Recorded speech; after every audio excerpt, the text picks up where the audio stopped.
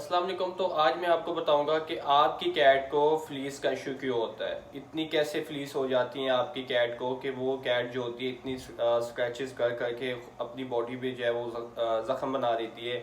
आखिर इसकी क्या रीज़न होती है कि आपकी कैट को इतनी फ्लीस हो जाती हैं, जबकि आप उसकी टेक केयर अच्छी तरीके से करते हैं, आप उसको एक साफ़ जगह प्रोवाइड करते हैं। इसके अलावा भी आपकी कैट को किस वजह से फ्लीस होती हैं।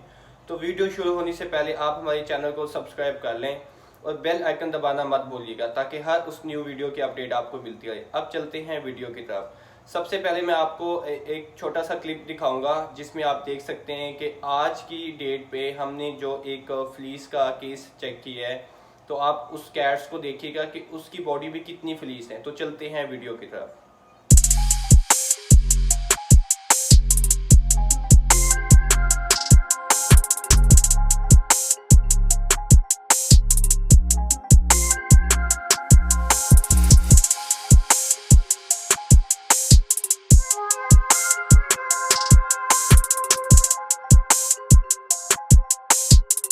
जी, तो मैं उम्मीद करता हूँ कि आपने वीडियोस देख ली होगी। तो ये आज का केस था जो हमने 3 कैट्स को हमने देखा है कि उसको इस कदर उसको ज़्यादा फ्लीस थी कि उसकी पूरी बॉडी पे जो थी वो ब्लैकिश ब्लैकिश उसके एग थे और इसके अलावा फ्लीस थी। आखिर ये किस वजह से होती हैं, जबकि आपकी डाइट अच्छी है, आपकी जगह अच्छी है, आपने जहाँ उनको आपने रखा हुआ है उसकी आप सफाई डेली करते हैं, उसके बावजूद भी आपकी कैट को क्यों फ्लीस होती हैं।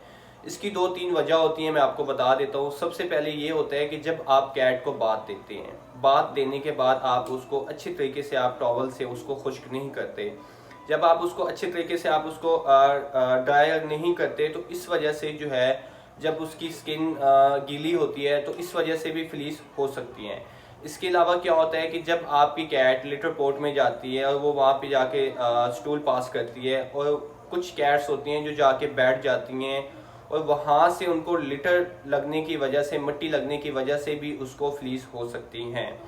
और तीसरा ये होता है कि आप अपनी कैट को जो है वो डेली आप उसको कॉम्ब नहीं देते, आप उसको डेली कंघा नहीं देते, तो इस वजह से भी फ्लीस हो सकती है। अगर घर में कोई काम हो रहा है, कुछ सफाई का, डस्ट की वजह से भी आपकी कैट को फ्लीस हो सकती है। तो अब आपने अपनी कैट को इन चीज़ों से किस तरह आपने अपनी कैट को बचाना होता है, क्योंकि वैसे बॉडी तो उसकी बहुत साफ़ होती है, नीट होती है, आप कोट उसका जो होता है वो बिल्कुल फ्लफ़ी होता है, बट नीचे की जो कंडीशन होती है स्किन की उसका आपको आइडिया नहीं होता। तो आपने क्या करना होता है कि जब आपको लगता है कि आपके घर में मिट्टी ज़्यादा है, डस्ट ज़्यादा होती है, वहाँ पे जब घर की सफाई होती है तो उस वजह से जो मिट्टी होती है वो आपकी कैट पे जाती हैं। मिट्टी जाने से भी आपकी कैट को फ्लीस का इशू हो सकता है। और ये फ्लीस एक ऐसी चीज़ होती है कि ये स्किन के बिल्कुल स्किन पे होती हैं, और ये क्या करती हैं कि इनका क्या काम होता है कि ये कैट का जो ब्लड होता है वो सक करती हैं। इस तरह होने से आपकी कैट को इन्फेक्शन भी हो सकता है, स्किन का इन्फेक्शन हो सकता है, फीवर हो सकता है। जब आपकी कैट को इतना ज़्यादा फ्लीस हो जाती हैं तो आपकी कैट का खाना पीना कम हो जाता है। इसके अलावा आपकी कैट जो होती है अपनी बॉडी पे स्क्रैच करती है, पाँव के साथ, हाथों के साथ। तो इस तरह होने से क्या होता है कि जब वो स्क्रैच करती है ख़ुद को अपनी बॉडी पे, तो इनके नाखून होते हैं तो उस वजह से इनकी बॉडी पे ज़ख्म बन जाते हैं। समटाइम ऐसा भी होता है कि ब्लड निकलना भी शुरू हो जाता है कान के पीछे या अपनी बॉडी पे, जब ये खुद को बहुत ज़्यादा ये स्क्रैच करती हैं।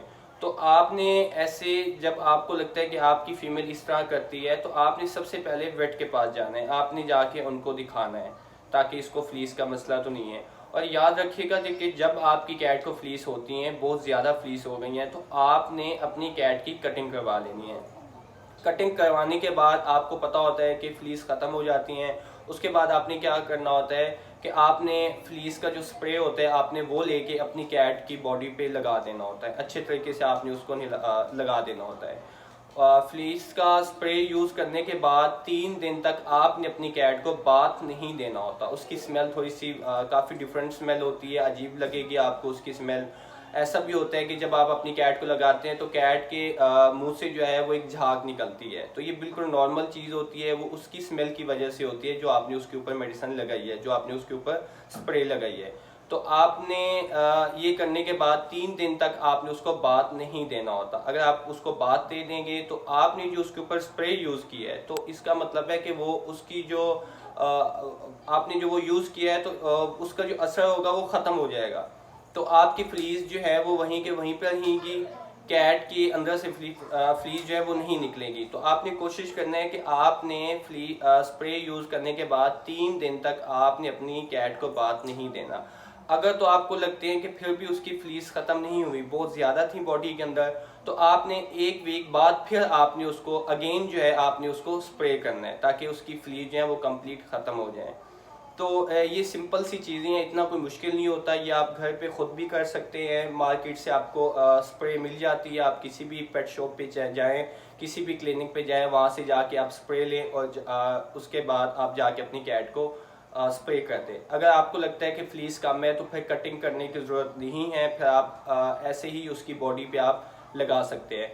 इसके अलावा कुछ मार्केट में फ्लीस शैम्पू आते हैं, आप वो भी यूज़ कर सकते हैं, बट उससे आपकी फ्लीस कंप्लीट ख़त्म नहीं होती हैं, बट इस तरह नहीं होती जिस तरह आपने स्प्रे यूज़ करना है या कटिंग के बाद आपने उसके ऊपर उसकी ट्रीटमेंट करनी है।